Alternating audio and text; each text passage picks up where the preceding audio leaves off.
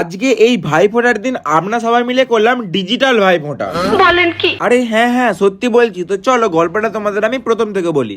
तो चलिए शुरू करते हैं। আজকের গল্পের শুরুটাই হয় একদম আমার সকালে মাংস ম্যারিনেট করা থেকে। আজকে সকালে ঘুম থেকে উঠেই মাংস ম্যারিনেট করার পর দেখতে পাই আমাদের বাড়ি চলে আসে দাদা। অ্যাকচুয়ালি বাবুদার কাজ আছে তাই ও আসে একদম সকাল সকাল, তখন বাজে মোটামুটি 6:30। আর আমি বাড়ির একমাত্র ছোট ছেলে হওয়ার জন্য আমাকে অনেকগুলো বাড়ির কাজ করতে হয়। সেই কাজ করতে করতে আমার টাইম লেগে যায় মোটামুটি 10:30। তারপর আমি একদম চান টান করে আর ড্রেস করে রেডি হয়ে যাই। আর তখন দেখি বোন তার ঠোঁটে লিপস্টিক মাখছিল। বোনের ঠোঁটে লিপস্টিক মাখা কমপ্লিট হয়ে যায় আর আমার ড্রেস করা কমপ্লিট হয়ে যায়। তোমরা কমেন্টে জানাও আমাকে এই পাঞ্জাবিটা পরে কেমন দেখতে লাগছে। আর তারপর উপরে আসতে দেখতে পাই যে পিসিমণি, কাকাশ্রী আর পিতাশ্রী দুজনকেই ভাইফোঁটা দিতে আরম্ভ করে দিয়েছে। আর পাশে দেখি আমার ডার্লিং দাঁড়িয়ে ছিল, তো ডার্লিং কে একটুখানি আদর করে আবার চলে আসে সেই ভাইফোঁটার জায়গায়। আর এইভাবেই ভাইফোঁটা তো চলতে থাকে, কিন্তু ভাইফোঁটার আমাদের একটা জিনিস কম করছে, সেটা হচ্ছে